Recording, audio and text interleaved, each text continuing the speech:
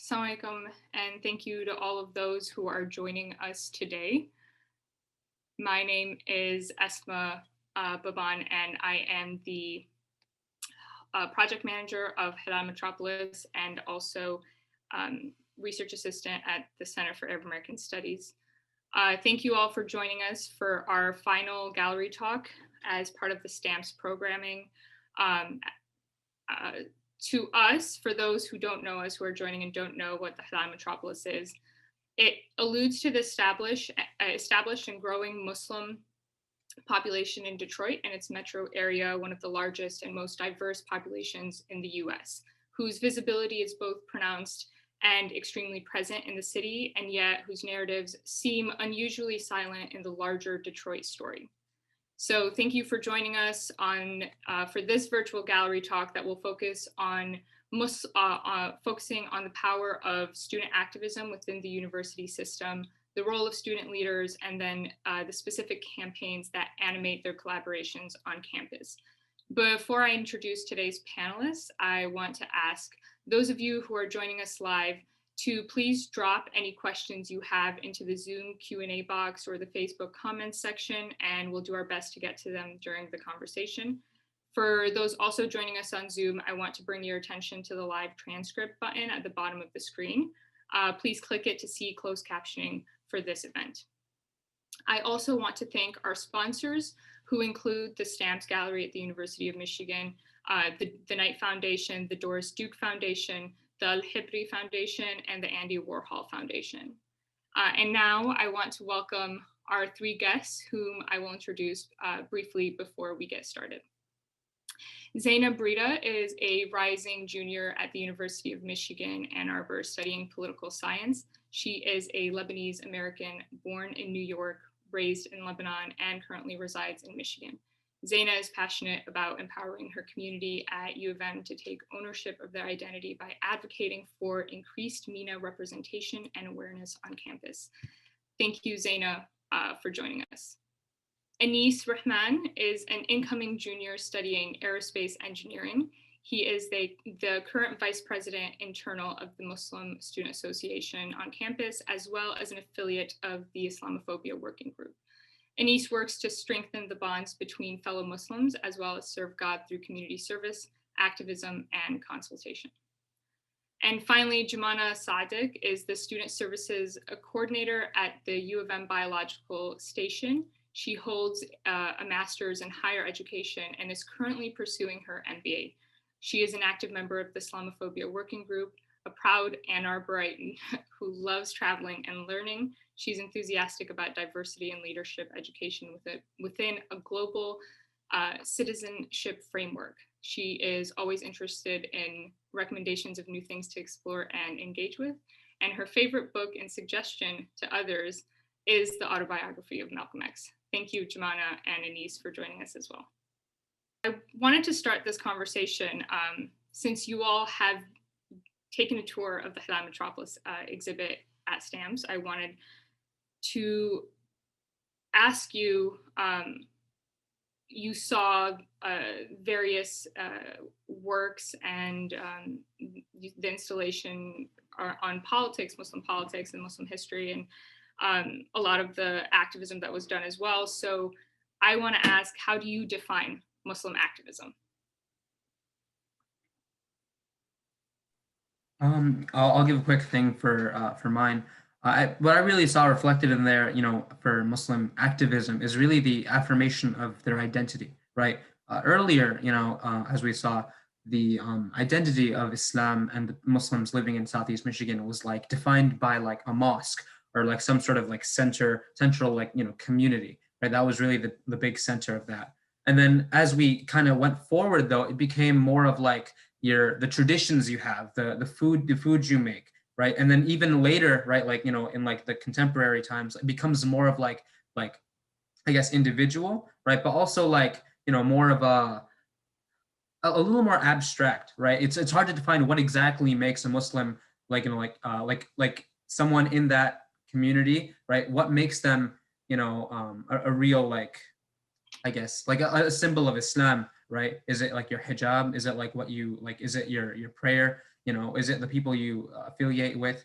You know, it becomes much more of a, instead of just like, I guess the stereotype of like, a camel or a kifaya, it becomes much more of a, um, becomes much more of like an internal thing. Like, you might not know that, someone is a Muslim just because, like they might be wearing some sort of head covering. It might be for something else, so it becomes much more abstract. And, that's what I think about, the question of like what really activism is like how you express your identity. To add on to that, when I saw the exhibition from like the start to the end, you see how Muslim visibility changed throughout the different decades. And the beginning of the beginning of the tour, there's a photo. It was at a convention, and you look at the picture, and you see most of the females were not wearing a scarf, were not muhajabin. And then towards the end of the tour, the last picture we see, it looks as though Muslim is now, like for women at least, is now defined by the veil. So if you're wearing the veil, then it's easy to pinpoint you were Muslim. But if someone had showed me that initial picture, I wouldn't have guessed it was at a Muslim convention. So I feel like our definition or our idea of what Muslim is has changed over time. And then also you can see throughout the different parts of the tour that really it isn't only Muslims who advocate for Muslims, and then also there are different kinds of Muslims. So it's not really confined to one identity, but people have different interpretations of the religion. I super appreciate both of the comments that Anis and Zaina said. And to put a slightly different spin on it, I think of Muslim activism as being present and involved and active in your society, like being an active, engaging, active member of society that's actually engaging with the questions. It's not just Muslim only topics, it's engaging with whatever is happening in terms of social justice. And that is true. And you can see that at the very beginning of Muslim history, in the time of the Prophet ﷺ, peace be upon him, throughout like his life and his companions' lives, and how that played out and how that's very much a part of Muslim history. So it happens in Metro Detroit, but it's also always been how we engage. So being, and then carrying your identity through your character. So sometimes people don't know you're a Muslim. At one point of the Prophet ﷺ's life, there was a woman who was highly abusive towards him and would put trash on his door and his doorstep and would abuse him and stuff. And then one day she didn't do that. And so he went to go check on her and was like, "You didn't come to my door today. Like, are you okay?" And she was like so amazed by that being his character. Or there was another instance where his character spoke for him and they didn't know that was the Prophet ﷺ. So your character also speaking for you and your Muslimness being defined by your character. Yeah, it's really interesting to hear all of your thoughts, because this is a question that has come up in all of our conversations, more or less. And you can replace activism with artist or entrepreneur, whatever it may be. But from the way that you all are describing it, it really is indicative of how much progress has made in how we are identified, but also how we identify ourselves. And from you all, it really is. It's more than just about who you are, it's about what you do. And I can see that, you all kind of like are getting that from also the various things that are a part of the exhibit, but from your personal experiences as well. So thank you for that. Now knowing how you all frame Muslim activism, I wanted to really ask then, how did you get into organizing? What brought you to organize on campus specifically? Zaina, if you want to start, we can start with you. Mhm. So just to preface, I feel like most of the work I do in organizing focuses more on the Arab population as opposed to the Muslim population. So I do most of my work with the Arab Student Association.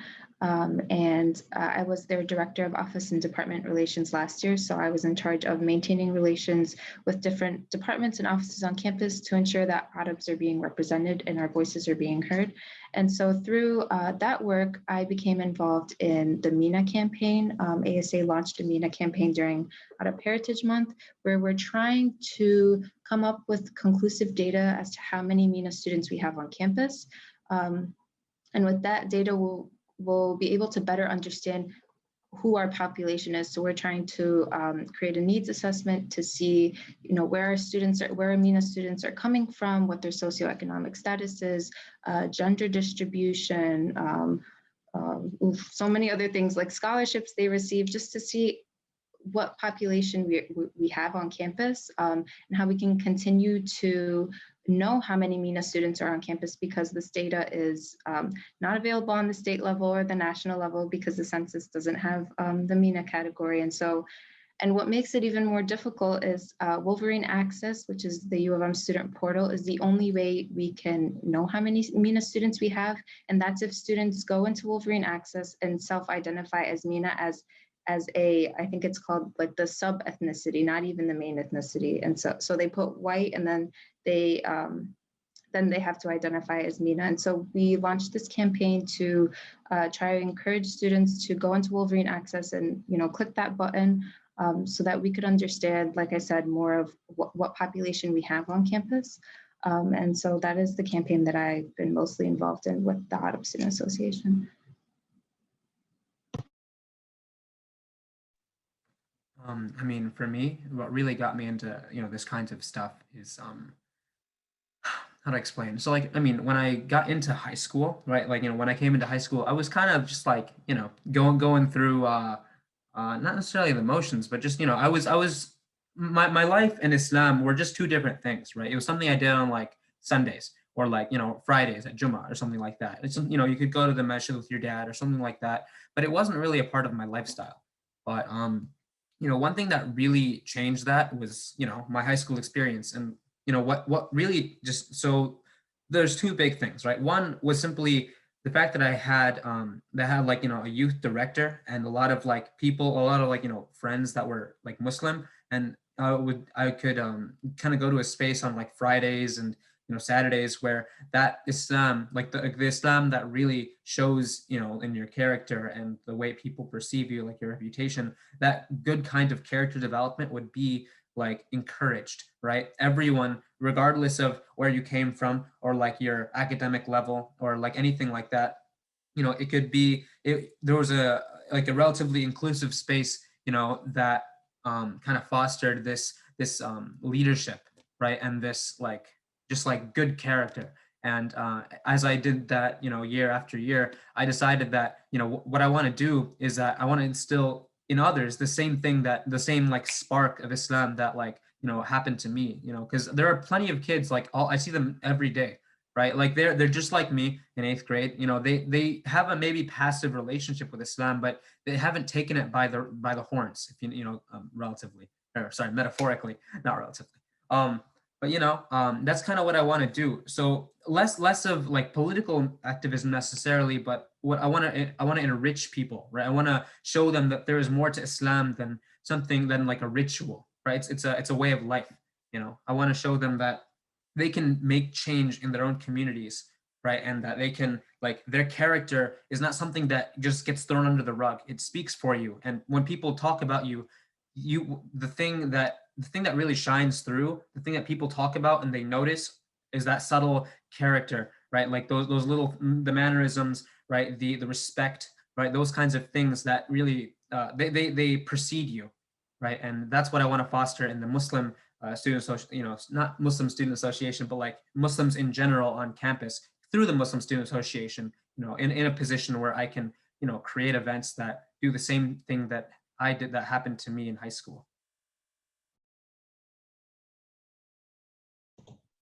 I'm so grateful for both of your comments, and to add to them, and in light of what you both kind of said was like institution building, right? Like building community and establishing a framework. And I think that's really important. What that is, like, the importance of that cannot be overstated. It's incredibly difficult to be like the only one, or to be someone who is a minority and then not have systems to support you, or not feel as though you are included or even seen, right, Zaina, to your point. So in light of that, my framework for Muslim activism and organizing on campus is really this concept of global citizenship. We talk about being the leaders and best, and that's awesome. And in order for us to enable people to be the very best leaders that they can be, and for everyone to be an active citizen, is to be an active citizen globally, right? We are not just a citizen of Ann Arbor, Michigan, or of the state of Michigan, or of the United States of America, but we're a citizen of this planet. And so understanding how we can best be an active member of our society, and how we can best build institutions to support and help people, is really critical. So one of the earliest events that I helped organize on campus was just a couple of years ago. It was called Malcolm and Martin Intersecting Visions of Justice.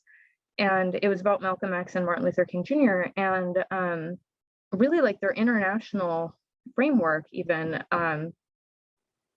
as their approach to, like, as they progressed as social justice leaders, they also started expanding. And most of their work was focused on Black America, which was incredibly important and still needs to be talked about. But they also engaged with like the international question and like what that looks like on a global level. And a couple of other things that I particularly work with in the Islamophobia Working Group is Ramadan 2020 Plus, which is an initiative to like open Ramadan up to celebrating fully on campus and allowing the community to engage with this incredibly global event that like over 1 billion people worldwide participate in. It's one of the, or it's the most widely observed religious ritual. And so we open up iftars to people, we open up like dinner time to people, and everyone can come. It doesn't matter if you're Muslim or not, if you're fasting or not. And, you know, people can come in and break fast with us and just hang out and meet people. So it's a community building event. And another thing that I'm also working on is working on normalizing reflection rooms on campus. We talk a lot about reflection and leadership. We talk a lot about reflection and wellness and like holistic being. And it also happens in very spiritual spaces and religious spaces. And so it's this incredibly important space on campus, but it's also one that is very Muslim. It's not something that's widely used by the community, which is a shame, because we do hear a lot about reflection, and reflection is promoted in these different spaces. And so here's another community space that just isn't very visible like this. There's not a lot of signage up to even indicate. It's kind of a word of mouth thing that Muslims pass to other Muslims. But I was talking to a classmate who is Sikh, a classmate who is Hindu, and he didn't know about them. And after I told him about them, he was really excited. And the next time I went in to use the reflection room, he was coming out and he was like, "Thank you for sharing this with me." So it was this really cool moment of just like overlapping connection. So I think that's really important. And I think it's really, really significant to talk about things with the global citizenship framework. Thank you all for those thoughts. Hearing it that way, it's really what I get from it are two things. That one, it's about community building, and not just community building within the Muslim community, but outside of that. So engaging with non-Muslims or engaging with other institutions, and then also, you know, that leads into being in different spaces. So what I wanted to ask from that and sort of like dig in a little deeper is, how do you use these different spaces to sort of advocate for the causes that you are passionate about, right? And to almost to further your work. You know, you have physical space, and then also this you know, communal space that comes out of those physical spaces. So if you all can elaborate on how you use that specifically for your work and why it's so necessary.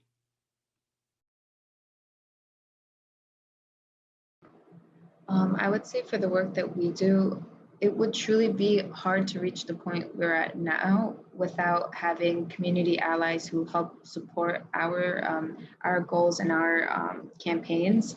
Like just to give the littlest example, like the statements SAFE on our campus has been releasing about for the Palestinian community and how U of M has, you know, the U of M's history with the Palestinian community on campus. Our statements, our opinions, our words really wouldn't be as vocal without our community supporting us, sharing our statements on social media. Also, like these different spaces don't just have to be with groups, but also like platforms. Social media has helped a lot. And having more people mobilized for one campaign has helped hold U of M more accountable. If, you know, there are a lot of opinions, a lot of what's the word I'm looking for? A lot of, again, mobilization, like the voice is loud and it's not just a few students speaking, then it really helps us achieve our goals. So I think that different spaces, different student groups on campus who also have similar struggles to us and have been trying for years like us to have our voices heard, that helps us advance our efforts in our campaigns.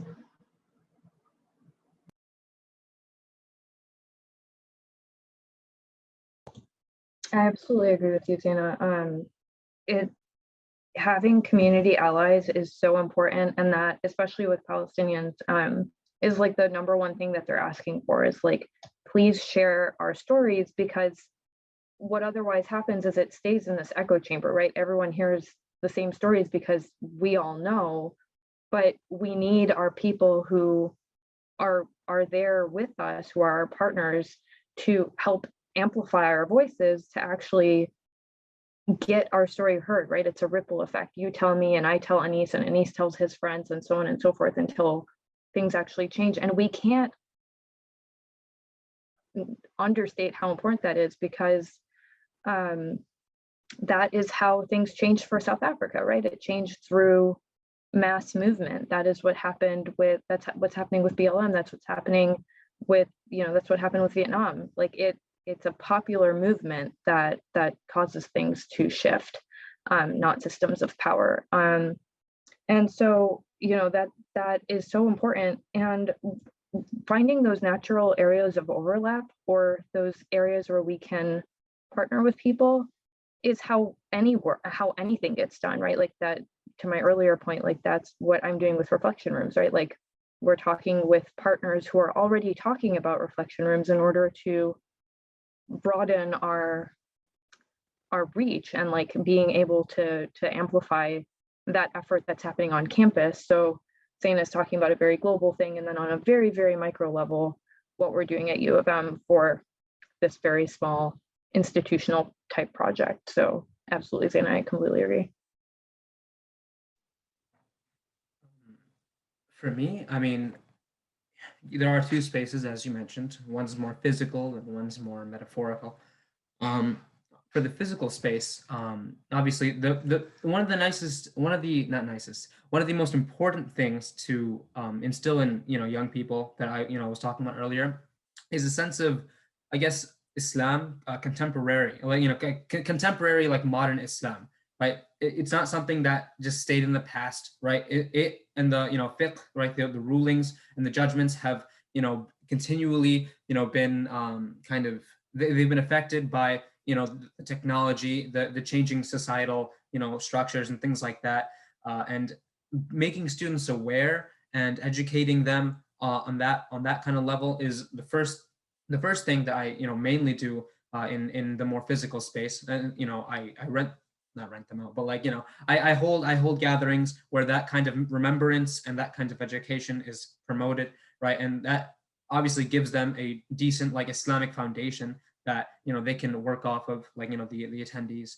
And then more in the communal space that you're talking about is the organization of the MSA in general, right?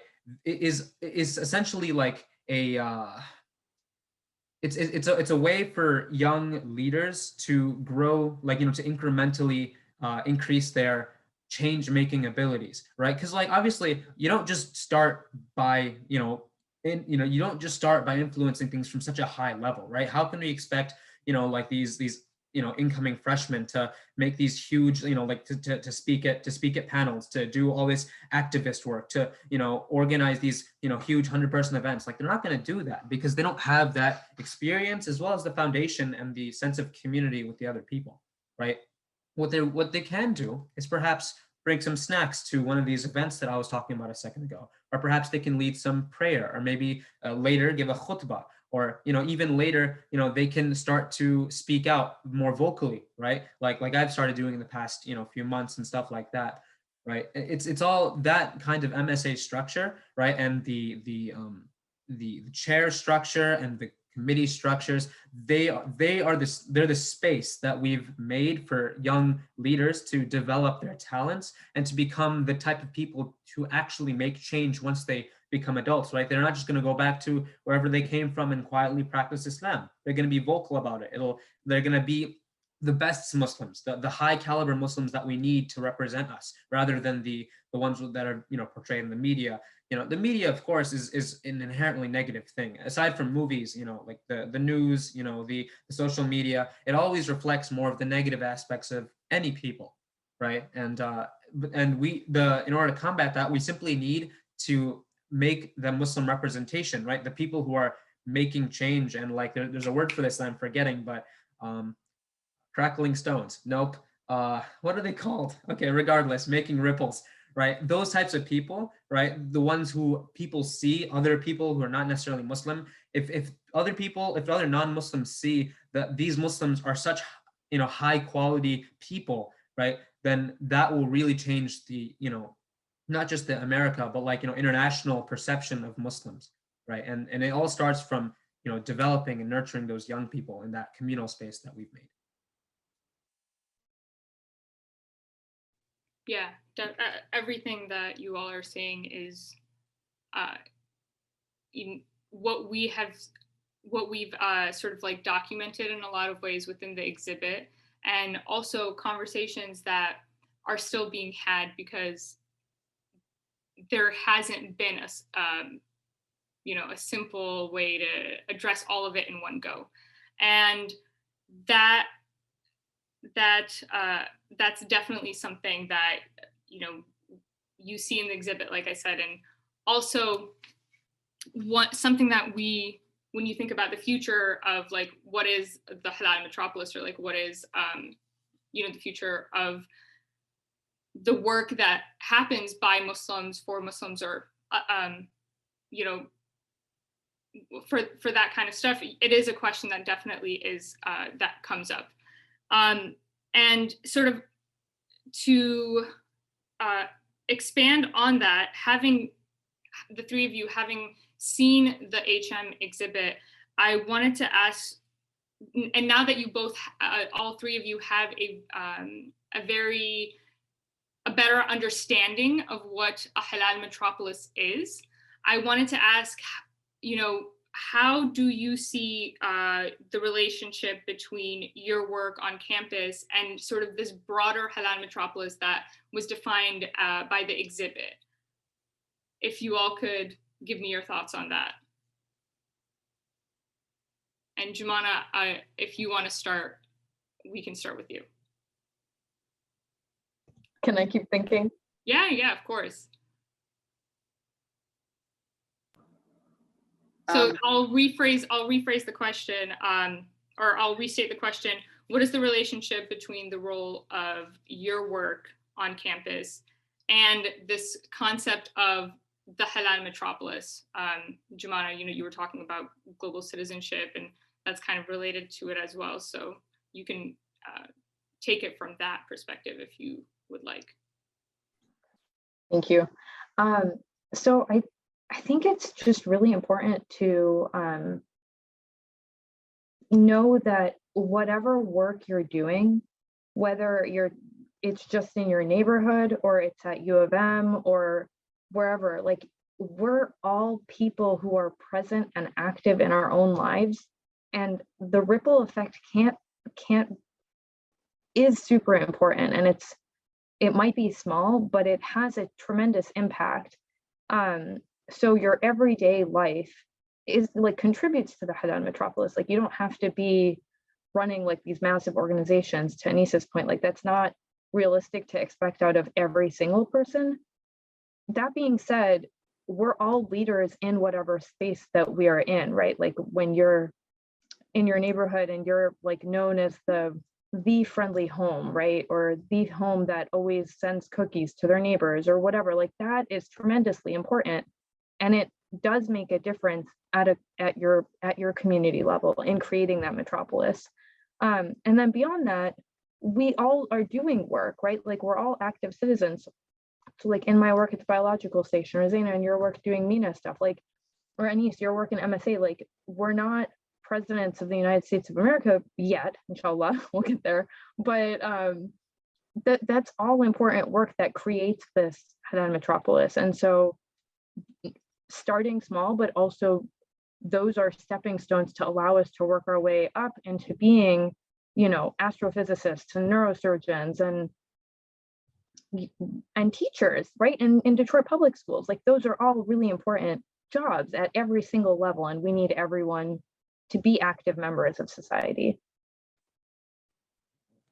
I mean, yeah, I mean that really makes, you know, a lot of sense. Like you're right, like not everyone who, you know, like not everyone who joins the MSA or does, you know, things like that will be like, you know, the top, like that's not how that, you know, that's not how it works. But you know, even the people who just kind of like, you know, they come to some events, they're just generally part of the community, right? And they foster that bond between their brothers and sisters. You know, you're right, that will, you know, that will make the that is just as much of a part of the halal metropolis as, you know, like the people who are like kind of like making these massive movements, right? And I think that also goes into, you know, what I do as well, because you know, part of that, like part of what I do is not just like nurture leaders, but just instill like I guess a basic sense of community into everyone. Because like, you know, because of like COVID, the last like 1.5 years is kind of, you know, the sense of community is so low, you know, because no one knows anyone, right? There's not much, like, it's not that there's no goodwill or that there's like evil will, but like there's just a lack of rapport, I guess, you know, with people. And people can't be expected to really be like even just like opening up a restaurant, you know, like we were talking about, you know, in the exhibit, you know, what some of the you know, often in, you know, Southeast Michigan, you could tell that there was like a large Muslim presence by like the Muslim presence by the presence of a lot of Muslim restaurants, right? So even people doing like small scale things like that, right? That is a part of the Muslim metropolis, and that's also something I'm trying to do. You know, that's the community that I'm trying to build. You know, even on the small scale, there's going to be some connections when people leave, and that those connections will fuel a bit more interest in just, you know, forming, like having, like retaining those bonds. And you know, you might establish something small with your friend group. So yeah, that's really that is how the things I do play into the halal metropolis, not just in the, you know, the big, you know, big movements, but also on the small scale. Yeah, after, you know, that tour and just understanding the Halal metropolis, I feel like the Halal metropolis and our campaigns and our presence on campus, really, both of them are just growing. They're expanding, they're changing, and it looks different to everyone. Like some people might interpret it as good change, bad change, you know, progress, not progress. I think we're progressing. I think, like Anis was saying, that this year, you know, this past year with COVID being online, like we really don't know. Like I've worked with a lot of people this past year, but I really don't know them. Like I've never seen them in person. But and that might have, you know, had the potential of compromising this halal metropolis, but I don't think it did. I think we were able to cope with the struggles and still be this connected metropolis that we are, and I'm grateful for that. Alhamdulillah. Yeah, alhamdulillah, definitely. It's so interesting hearing like everything that the way that you all think about the concept of the halal metropolis, because from your reflections, it really does sound like, oh, it's the Muslim way of life is just the way of life that everyone else lives, and you all are talking about the idiosyncrasies, but within that, there's also the sense of universality that exists, which goes to show that like, oh yeah, Muslims are just like everyone else, and that is sort of what the halal metropolis that we have put together alludes to, this sense of, oh, it's just global, these people are just people, but then also exploring the diversity within. And Jumana, like you said, who are like Muslims who are going to be aerospace engineers, or Muslims who are going to do all these things. And within the exhibit, you see the politicians, you see the artists, you see people who are outside of that stereotypical notion of what it means to look and be Muslim, like you were talking about, Anis, as well.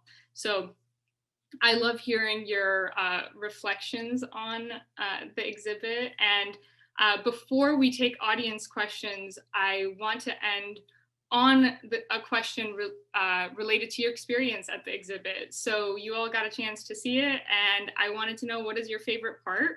What was something that you learned that was surprising, that you didn't expect or know before?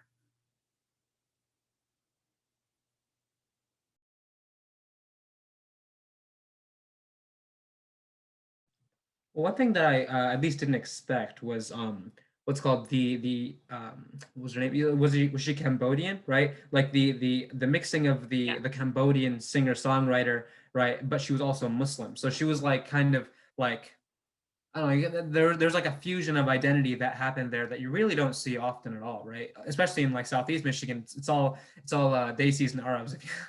So seeing like a lot of that representation that you usually just don't see, it kind of opens your paradigm a little bit, right? It's not just from the Middle East and Middle East and South Asia. It's also from like places like Indonesia, Cambodia, Africa, even Mexico, like all around the world, right? There are different Muslims that kind of Islam kind of melds into their own cultures and their own like personal philosophies, right? There's a quote, I'm gonna butcher it, of course, because I don't remember things like that, but Islam is a river that Islam is a river and that flows above the bedrock of culture, right? Islam is different for everyone. We saw those like those pictures at the end, the ones with the black background, right?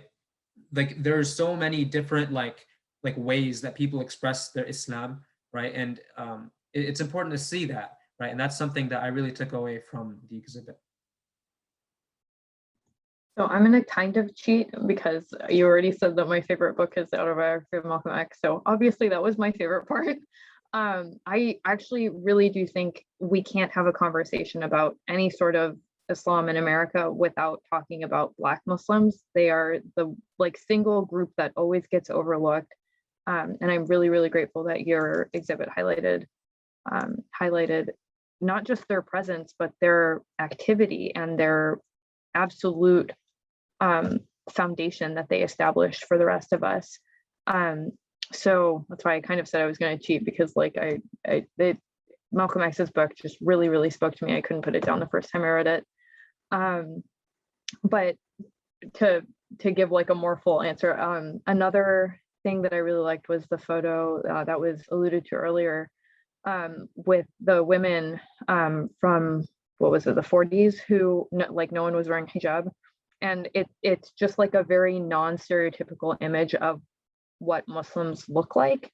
And that's not to say that hijab isn't important, it obviously very much is, but just in the presentation of what Islam looked like in American history, and the fact that Muslims have been here for longer than the 70s and the 80s and the 90s, which is when people usually think of Islam as arriving to America. And that there is this very rich history. And again, just really highlighting the Black history of it is so critical. Yeah, honestly, like imagining like what imagining the fact that like there are people in 1928, right? Like the first mosque, right? There are people that are saying the same things that we are now in the same location too, not like across the Atlantic, you know. It's really like it's mind-boggling. Like the 1920s, the roaring 20s, there were Muslims there too, you know. I would say the aspect that I didn't expect to see is, I don't know if it's because, not that I'm new to the state, but I've only recently moved here the past 4 or 5 years. I did not know that like mosque building or, starting up mosques in certain areas was a driving force in our community, was something that really symbolized our community, in history in the 1900s.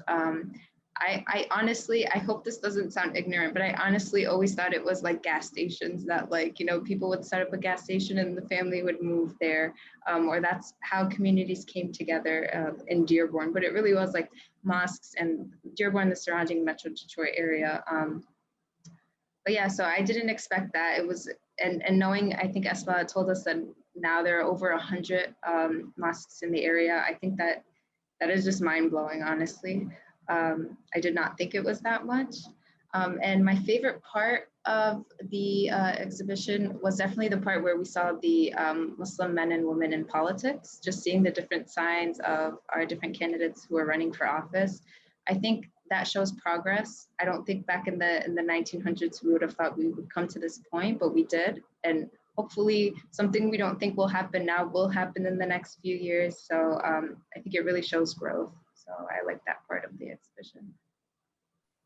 Thank you so much for sharing all your thoughts on that. I love hearing how you all are, picked up on a different part of the exhibit, and yet the way that you're all talking about it, the thing that you love about each of these different parts is the overarching theme of representation, right? Like Anise, the work that you were talking about is Mary Big Girl Mama Mar's work, and she's a Cambodian artist who, mixes Cambodian elements of music with hip hop and sort of brings this fusion.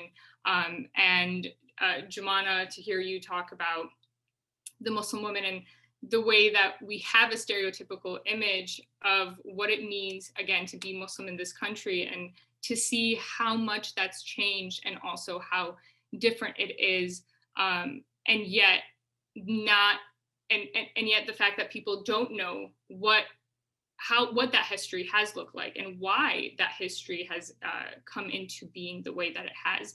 And then Zaina, for you to, to talk about just politics and the proliferation of like all these different people who are now representing themselves and other communities who they have come into, come into collaboration with, which I think speaks to the broader themes that you all were talking about earlier, which is Muslims living everyday life as they are, but also coming into these other spaces and really working with other people as well, because it's not just one person's fight or cause, it's for everyone. So thank you so much for sharing all those thoughts. It was really interesting to hear your reflections on the tour and the exhibit. So I'm gonna, we'll take some audience questions now. So I'll read some of the questions that we have from the audience. I think we can start with, since we just sort of were talking about this, and it's specific to coalition building and activism on campus. what has your activism on campus accomplished? And a second part to this question that this person asked is, if you were to give advice to an incoming first-year student, what advice would you give them about advancing various causes and issues on campus, whether it be Arab, Desi, or Muslim issues?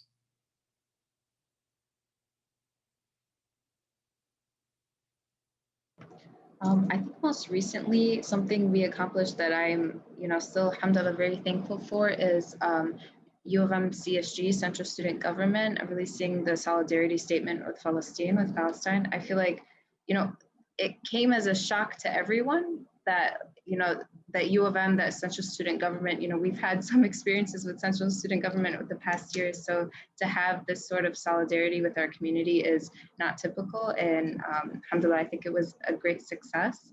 And then about the freshmen, was it the freshmen? Like, how do we get freshmen involved or engaged in this work?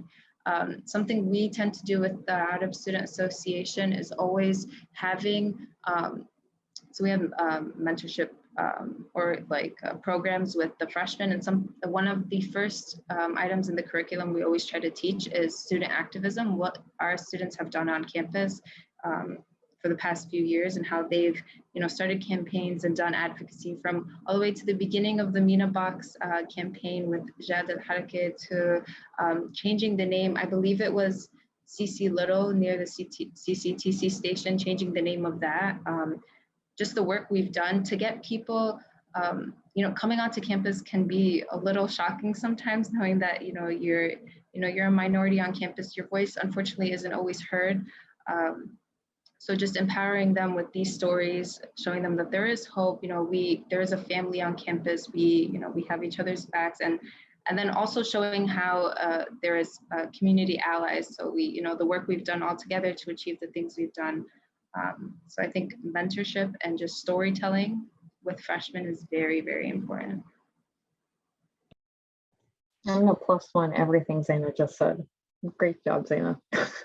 But yeah, so I 100% agree, but I'll start with the second question first. But with advancing causes on campus, like Zaina hit the nail on the head, it's about passing on the knowledge. We have the knowledge base, and so you have creating a way in which you can transmit that knowledge and mentor students so that when it's your time to graduate or move on, that knowledge doesn't have to be started from scratch all over again. It's not about reinventing the wheel. It's about continuing the work and building on the foundation that's established rather than starting from scratch every time. And so as to what's been accomplished, so for example, the Ramadan 2020 Plus initiative has a lot of popular support on campus. Like, departments have all donated funding to allow for this community space where people can come together and break their fast and just join a community meal and be able to hang out with other people. And it's absolutely right also about storytelling and creating a narrative that people can share and amplify. And that was something that we found success with the Malcolm and Martin event in 2019. And that also had a lot of really generous support across campus from different schools and different departments to make that happen. So absolutely, storytelling and institution building and sharing knowledge, mentorship. That actually, and the very last part, I mean, in terms of, I'll also answer the second question first, because it ties in well to that which Jumana just said. It's very important to have a narrative and grow and amplify that. And it's also important, though, if you are planning on being someone who speaks for the community and tries to push push a proposition, push push something forward, push your ideas forward. You also have to be a type of person that people can say, yeah, that person, that guy over there, right? He is the person that I want to follow, right? You have to grow grow not just your network necessarily in like the vocational sense, but the community around you. Grow the circle of people that will vouch for you and will say, you know, this man has good character. You know, this woman has like such a good like when I'm around her, you know, I feel that I'm like I can leave it to her. You know, she will get it done, right? So that's what I'm gonna say to you, you know, incoming freshmen, is not necessarily, don't just start on the narrative, but also work on yourself and make sure that you are the most impeccable that you can be, like the most impeccable type of human that you can be, right? And that others can, you know, the type of person that can lead others forward as well. And you know, as for the first point, you know, something that, you know, I'm proud of, you know, I was working with Jumana earlier for like, you know, the Ramadan committee, and something personally happened to me was that me and my friend Wahaj, we were kind of in charge of like we had these, I don't know if you're familiar with like halakas, but like, you know, we had these discussions every 1 or 2 weeks, right? With like, you know, people would regularly come together and remember God in a very, you know, like just like it brought people together in a time of isolation, right? Because like it's really tough even in Ramadan to foster a sense of community if the people aren't actually coming together. But one thing that stood out to me was that the people who regularly came to these events, they actually did get closer together. And one of my friends even told me he met someone that he met someone in real life, IRL, that he originally met through one of the meetings that we set up, and they actually hit it off quite well. And I was like, you know, even if it was that one relationship, that one, you know, tie of that one bond, right? That it's those are the building blocks of a stronger community, you know. Yeah, definitely. And this is sort of related to the question that you all answered, talking about community building. One of the audience questions is, what work are you doing to reach out to students on other U of M campuses? And how is activism in Ann Arbor different than activism on the Dearborn campus or on the Flint campus? Well, I mean, to that, if I'm being honest, I don't have much to say. However, I do know that the types of communities at, you know, Dearborn and Flint, right, they're different than the ones on Ann Arbor, right? I know for a fact that the one on Dearborn is largely commuter based. So, you know, trying to build the sense of community there will look a little different than trying to build a sense of community at Ann Arbor, right? One of the things that, you know, for the guys that really brings us together is just kind of hanging out, you know, at like 9, 10, 11, and just kind of like, you know, like making a space where, you know, we can enjoy ourselves but respectably, you know, like making a space where we can like maybe play a game of Mafia, but then also, you know, do Isha in congregation, right? That type, or like that specific type of community building activities probably would not work that well on a commuter campus, right? Mainly because everyone goes home at like 8, 9-ish, right? So, you know, for that you would probably you have to analyze kind of what kind of things does the community there need. You know, if you know, people are actually feeling like you are, like, you know, the fact that they don't have many community building things that happen because everyone leaves early, then you have to find another slot or another venue, right? Or like, you know, just like another avenue of holding you know, holding occasions where people can come together and bond in a different way that, you know, than Ann Arbor. And for Flint, it might be completely different. Like, I've literally never been to the Flint campus. It may be residential, it may be commuter, it may be something in between, because Flint is a, you know, it is a major city, but, you know, it's not the same kind of major city as Ann Arbor. So they have their own dynamic. And if you want to make change there, you have to kind of, you have to look at what's going on and ask yourself, what can I do to like augment the community building here in the best way that's most relevant to Flint or to Dearborn.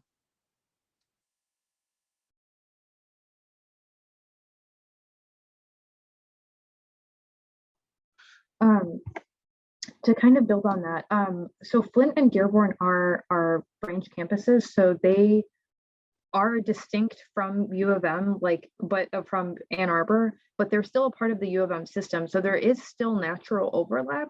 And it's just like we talked about this earlier, like looking for those natural areas of overlap, like Flint and Dearborn as being commuter campuses, like they don't necessarily lend themselves to the types of activities that Anise was talking about, which tend to happen more on residential campuses.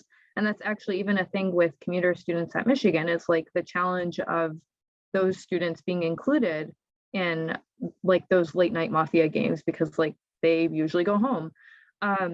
So like there's always that balance of like finding where's the common area, what can we do to bring people in. So for example, Ramadan 2020 Plus is an example of that. Like it's open to all of the community. It's not limited. And so, you know, if people are able to come to that, if they're able to make the drive to Ann Arbor, you know, we're more than happy to accommodate them in that way and to have them join.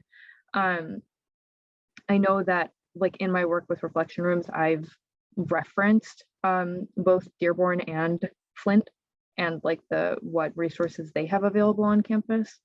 In Islamophobia Working Group, we have people who are involved from both Dearborn and Flint campuses. And so again, just looking for where we can work together and where it makes sense for us to work within our separate branch campuses, because there are things that are true for just Dearborn or just Flint or just Ann Arbor.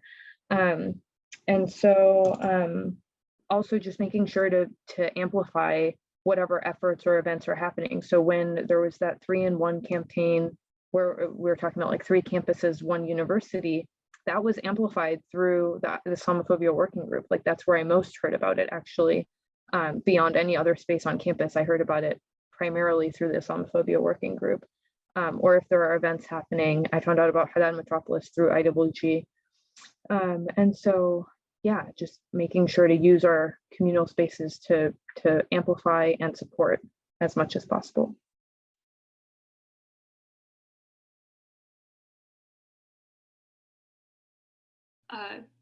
Zaina, do you have anything that you would like to add?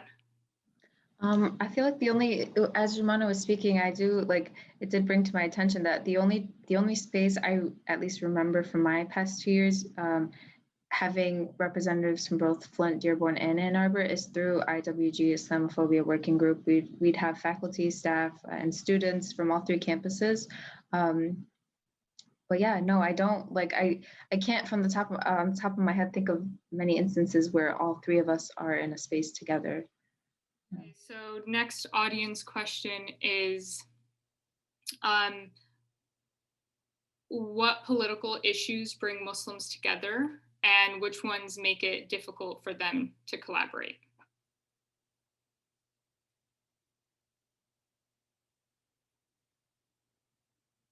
So what brings Muslims together and what makes collaboration difficult?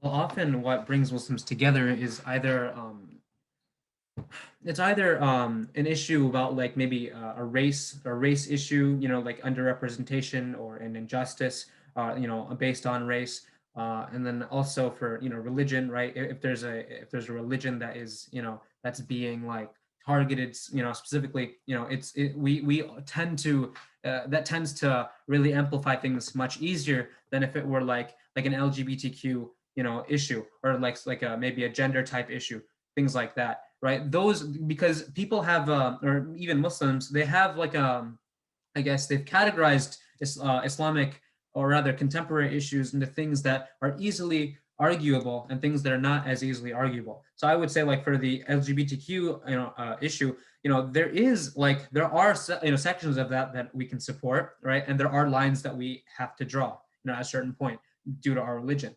However, that doesn't mean that, like, if someone, you know, if someone on the, you know, on the spectrum is being, like, you know, oppressed, that we can't stand up for him or her, right? Because, like, you know, we can, because every person is entitled to certain human rights, and it doesn't matter who, anyone can stand up for them, right? So you know, but people end up, you know, thinking like, well, you know, it has to do with this more testy issue, right? And you know, those types of things, like, I understand, right? And that's our duty as, you know, Muslims, you know, to educate ourselves, you know, educate ourselves as to what our religion supports, right? And what we cannot support, you know, and being able to draw those lines and being able to support what we can, right?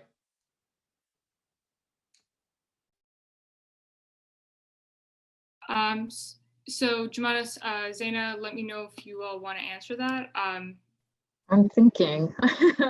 Sorry, I'm a slower processor sometimes. So I'm thinking still, because I think it's like that question is a fair question, but it is true for like every giant group of people. Like Muslims are over 1 billion people on the planet, and so like there are going to be theological things that bring people together or that bring people apart, right? Like there are going to be social justice things, I think, are probably the norm of like what brings people together. Like you'll see a lot more involvement of like every type of person if it is like a pressing social justice issue.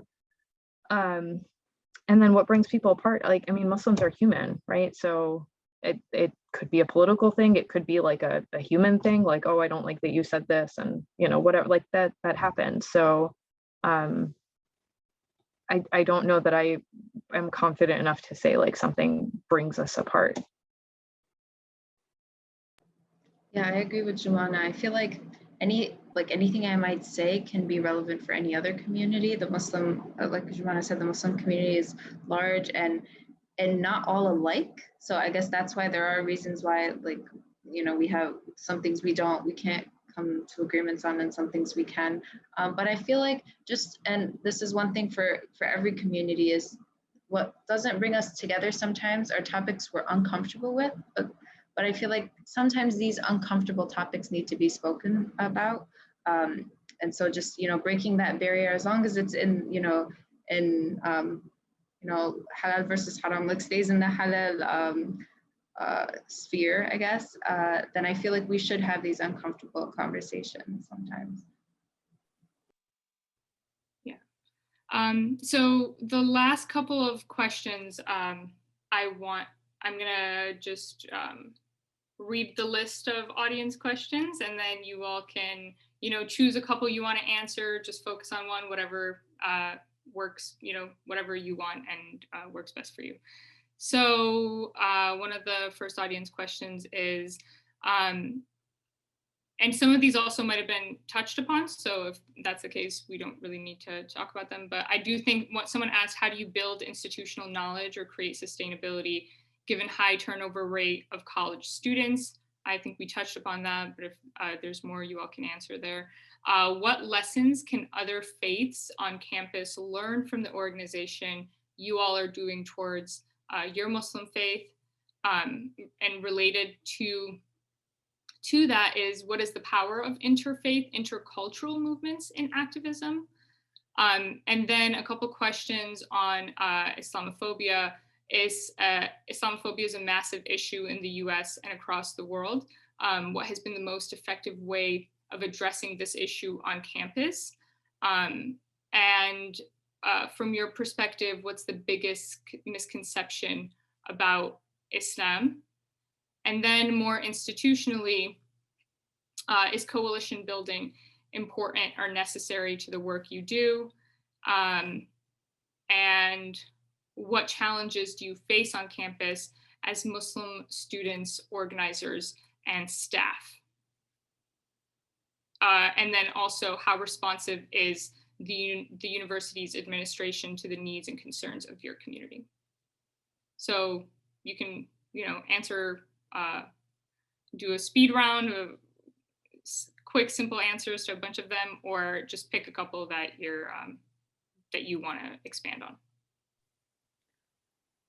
Well, I guess we just start somewhere, and I think the interfaith question is nice because I've had experience with that. You know, earlier with I don't remember the exact organization, but you know, I spoke on a panel of Christians, Muslims, and Jews, on campus, and I think the lessons that we're talking about in this talk right here is they're applicable for essentially every religion, right? Religion as a whole, right, in contemporary society is, I guess it's going in a direction that, like, how to explain it, it's not amenable to further growth, right? It's more amenable to something like stigmatization or sequestering it in some corner of your life, right? There are so many Christians that are simply not practicing, or Jews that are simply not practicing, right? And I think building those communities, like building communities based on like simply like just being a Jew or being a Christian, right? That will really reinvigorate those people in the same way that, you know, I was invigorated as a high schooler, right? It'll bring religion back into relevance, I guess, for them, because, you know, for a lot of people it's simply not relevant, right? And but if they see that like religion can be a positive force in their life, right, and the structures and the institutions that are so often criticized can actually be like a boon to their like self-esteem and their community and their reputation, right? Then they'll, you know, whether they're, you know, Christian, Jew, Sikh, Buddhist, like any religion, right? If you see that, you know, if you see the impact that your religion is having on you and your, you know, like just everything about you, you're going to grow as a member of that faith, right? So it's important to, you know, it's important to build the communities. It's important to have these like discussions, right, of, you know, topics that are both comfortable and not comfortable. And it's important to educate the people of this, you know, certain faith on the real issues, right, and show them why being a member of that faith is relevant to them.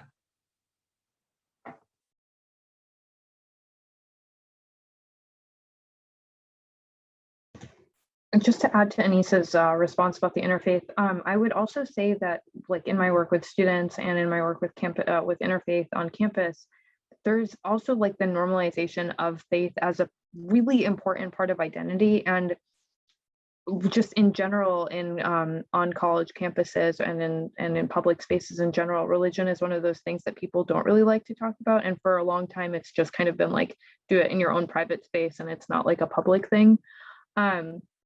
And that's actually led not just with Muslims, but like with practicing individuals of all faiths, like it's led to a sense of isolation.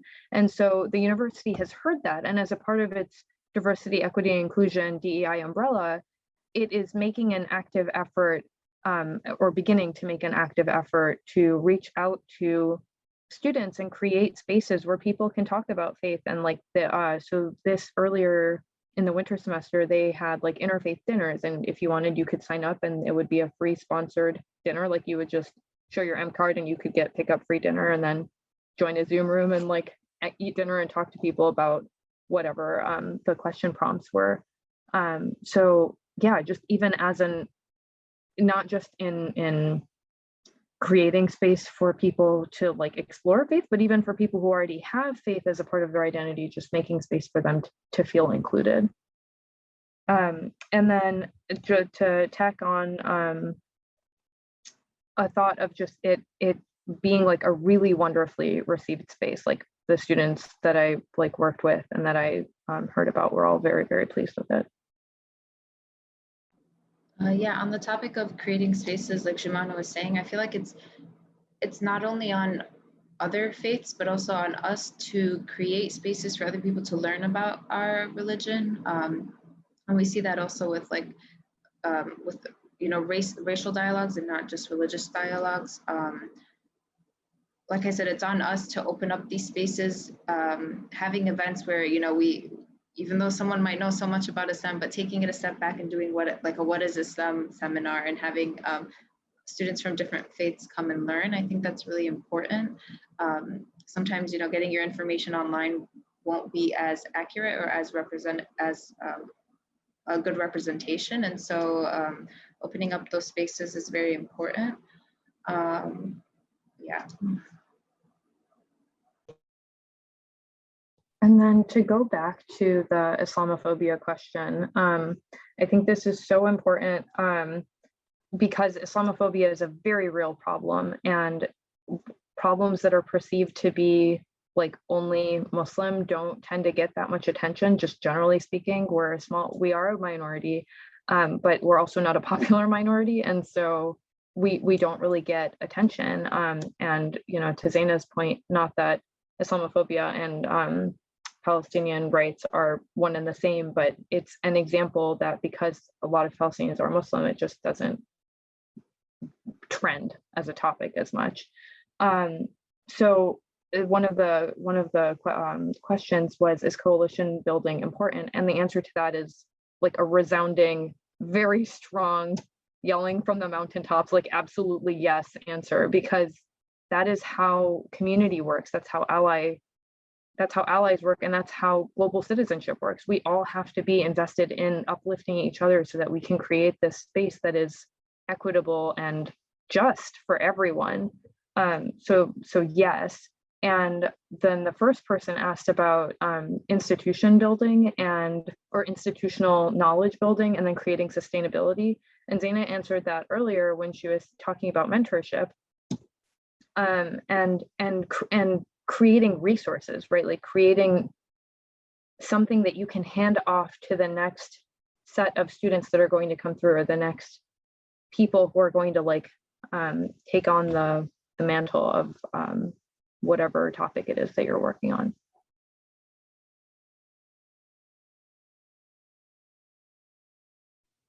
Yeah, and Jumana, as you were talking about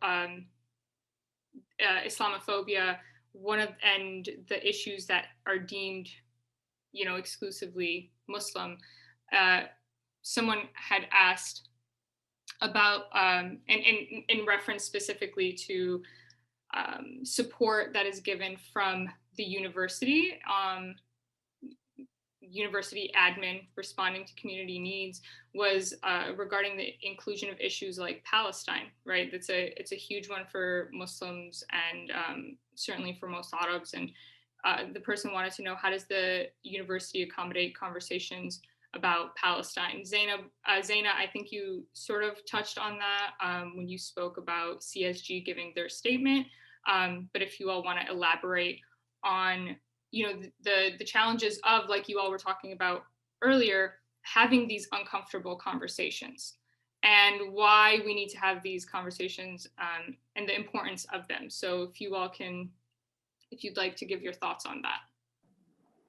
Unfortunately, I think U of M is always, or at least most of the time, taking a very neutral stance, or just not speaking at all. That's a lot of the response we get from U of M. And so that's why we just keep organizing, keep campaigning, keep, building these coalitions. On the topic of coalitions, I remembered different cultural student groups on campus. So the Black Student Union, the UAAO, La Casa, NASA, and then ASA, and there are a few other orgs, SAFE as well. There is a coalition that is built called SOC LF, Students of Color Liberation Front, and here we can see a perfect example of the power of coalition building. So they all came together, made a document of anti-racist demands for the university. One of them, on the top of my head, I remember, is like taking out sabra hummus from university dining halls and replacing them with, a more Palestinian-owned company, or one that, yes, pointed. So that, so that's just one example of how the students have come together through coalition building. And still, like, even in that scenario, U of M's response was, we cannot do this, and they refused to divest from these Israeli companies. And so, either a neutral response or just no response at all has been the norm. I agree. I think that, Palestine's a great example. Palestine's like a litmus test for really like where you fall on social justice things. And so unfortunately, like, we've seen not just a lukewarm response from the university, but like a very negative response, like, to be completely honest, because like we saw it with the professor John Cheney-Leppold, who, decided not to sign a letter of recommendation and had a extremely harsh response from the university leveled at him. And Lucy Peters, who was a graduate student, had also a lot of negative sentiment sent her way. And so we see it with Palestine, but I think we also see it with a lot of the incidents on campus. Like, that's why we need to coalition build, and that's why we need to institution build. Like, the Islamophobia working group actually came as a result of a string of Islamophobic incidents on campus. There was like a couple of reflection rooms were found to be defiled. You can look this up, actually. The most visible person in the university, the football coach, Harbaugh, Coach Harbaugh, did like very publicly used his platform as the Michigan football coach to say that he would take his whole football team to watch American Sniper after the Muslim students said we're not comfortable with this showing on campus because it had been shown to have like after people watched it, there was a spike in anti-Muslim sentiment. And there was a lot of pushback from the Muslim students. And so the university had like a lot of backdoor kind of conversations, but there was never any public apology from Harbaugh. And I really can't see that happening with any other community of like the students being like, this is correlated and causated by like watching this film, there's anti fill in the blank sentiment. And then the football coach, who's the highest paid employee and the most public figure at the institution, using his platform to talk about it and his team, right? Like, it's not like he said it on his personal Facebook page or whatever. And just like no apology. There was no official public whatever. So yeah, that's why, again, coalition building is really important. That's why it's really necessary to have allies who will amplify your voice. If it's a less political question, the university is very much in support, right? Like, so there is, generally speaking, a lot of support on campus for reflection rooms, but when it comes to more political stuff like American Sniper was, because that had to deal with like the US military and image of Muslims type of thing, or if it's like Palestine, I think this year, to my knowledge, was the first year that U of M ever sent out a message about the Palestinian-Israeli conflict. And even that was like a very tepid response. Yeah. So there's a lot of room for growth. I think they're trying, but I would love to see more. Quick thing, could you like just to make sure I don't misunderstand anything, could you repeat the question that you had, Asma? So yeah, the question was specifically about inclusion of issues like Palestine, talking about things that are uncomfortable or not bringing politics into, not talking about a version of politics that it makes people uncomfortable. Like Jumana said, Palestine is a litmus test for social justice issues, and the university will take a stance on very certain left issues and not others. So the question from the audience was, how does the university accommodate conversations about these uncomfortable topics like Palestine, topics that aren't exclusively Muslim, but that are big concerns for many Muslims and for many Arabs as well, right? Who are not all Muslim, as we know. Well, I mean, I personally don't have much experience with this, but what I do know is that like they're amenable to people having conversations and events where they talk about the issues and like, sessions where they kind of listen to you. However, I don't really see them acting on it very much. They don't, it's hard. It's hard. We'd be hard pressed to force them to make a change, based on, our conclusions from the event. That's pretty much all I had. Yeah, thank you for sharing those thoughts. And I think hearing you, like everything that you all are saying, it very much is addressing the necessity for, like Jumana said, right, expanding upon like what issues,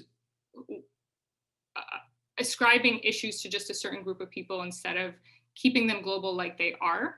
And then also it makes me hopeful, because Jumana, I was on campus when the American Sniper incident took place, or that whole, controversy, when that whole controversy was happening.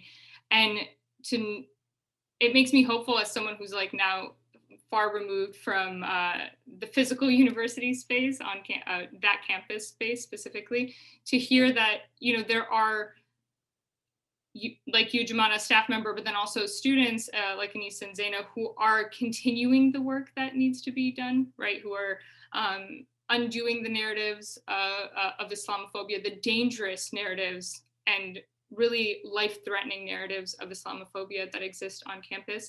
And then also to know that, you all, that this work is being continued and pushed forward. So from me and on behalf of the HM team, and then I know everyone who's watching, I'm sure that they, as well as I, all want to extend a thank you to people like you, to yourselves who do this work.